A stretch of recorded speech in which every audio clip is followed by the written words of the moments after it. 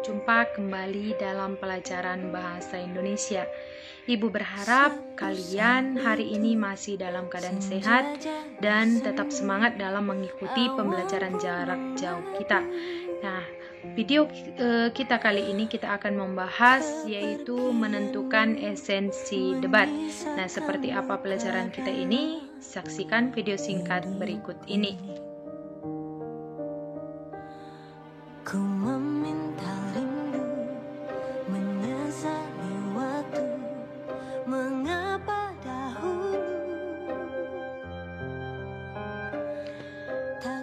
Nah, yang pertama itu adalah menemukan esensi debat. Nah, debat itu merupakan proses saling bertukar pendapat untuk membahas suatu isu dengan masing-masing pihak yang berdebat memberi alasan.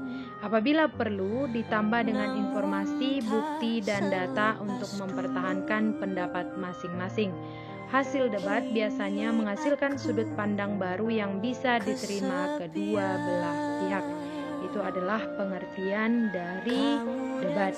Nah, kemudian yang kedua, unsur-unsur debat. Yang pertama itu adalah mosi. Mosi itu adalah sebuah topik atau tema yang akan dibicarakan dalam sebuah debat. Yang kedua, tim afirmasi, berarti tim yang bersikap setuju terhadap mosi debat. Yang tim oposisi itu adalah tim yang bersikap tidak setuju terhadap mosi debat. Nah, yang keempat itu adalah tim netral, yaitu tim yang dimana berada pada posisi netral, bisa menerima maupun menolak bagian mosi. Nah, yang kelima itu adalah penonton ataupun juri yang dipanggil. Nah, yang keenam itu adalah moderator, yaitu orang yang bertindak sebagai penengah atau pengarah. Dan yang terakhir itu adalah pencatat notulensi. Itu adalah unsur-unsur yang terdapat dalam debat. Yang ketiga itu adalah apa saja yang dilakukan dalam tata cara debat? Itu adalah yang pertama, perkenalan tim. Nah, dalam perkenalan tim ini adalah masing-masing tim memperkenalkan diri dengan durasi waktu 1 menit. Yang kedua itu adalah penyampaian argumentasi tim. Nah, dalam penyampaian argumentasi tim, masing-masing tim menyampaikan argumentasinya terhadap mosi selama 5 menit. Nah, yang ketiga itu adalah debat argumentasi. Nah, dalam debat argumentasi ini, yang pertama masing-masing tim mengomentari argumentasi tim lainnya selama 3 menit. Nah, kemudian pemberian hak bicara selama 1 menit untuk 5 kali kesempatan untuk memberi komentar, sanggahan, atau pertanyaan, bukan celaan. Nah, yang terakhir itu adalah simpulan, yaitu masing-masing tim ungkapan penutup terhadap mosi sesuai dengan posisinya selama 1 menit. Nah, jadi itu adalah tata cara debat. Jadi ada 4 tadi yang merupakan tata cara debat. Nah, kemudian yaitu mengenal mosi. Nah, apa itu mosi? Mosi dalam debat sama dengan topik dalam sebuah teks.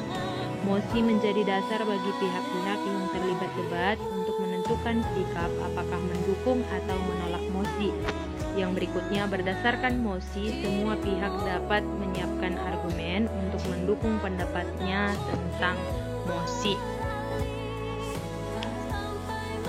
Nah, yang kelima itu mengenal pendapat disertai argumen baik untuk mendukung maupun menolak mosi. Sebelum mempertahankan pendapat tentang suatu isu atau permasalahan, hal pertama yang harus dimiliki adalah memahami isu atau permasalahan dengan baik.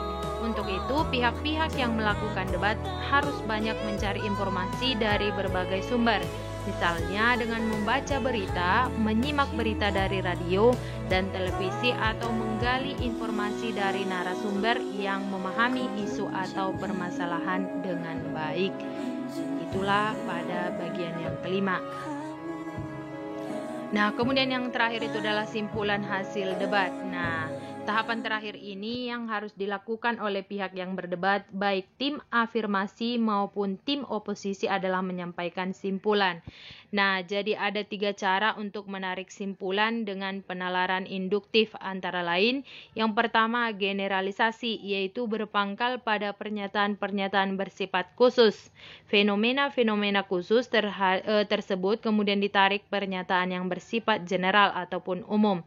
Yang kedua, analogi, yaitu yaitu penarikan simpulan yang didasarkan atas perbandingan dua hal yang berbeda, namun memiliki kesamaan segi, fungsi, atau ciri.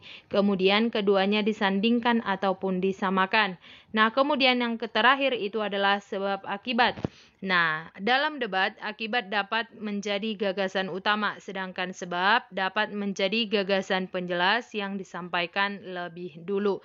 Jadi, itu adalah 3 cara yang digunakan dalam menarik simpulan berupa penalaran induktif dalam mencapai hasil simpulan dari debat.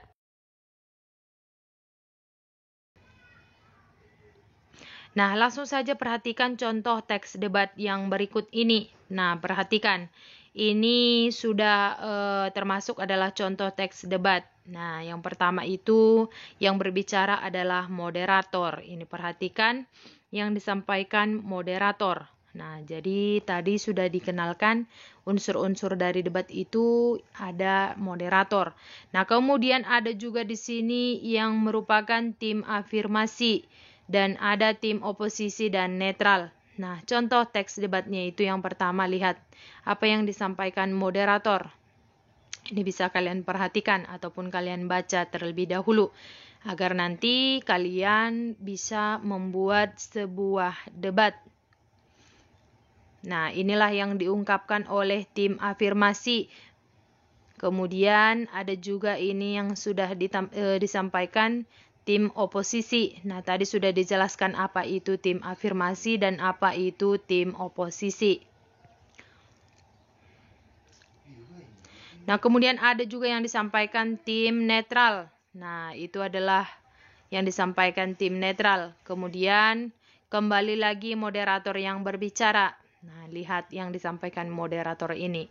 Ini adalah contoh teks debat ataupun lanjutan dari yang tadi. Kita kali ini apabila masih ada kurang kalian pahami, bisa langsung kalian tanyakan melalui WA pribadi Ibu. Tugas-tugas yang telah saya berikan jangan lupa selalu dikerjakan, karena itu akan menentukan nilai kalian nanti ketika kita sudah membagi rapor. Nah, demikian hari ini. Sekian dan terima kasih.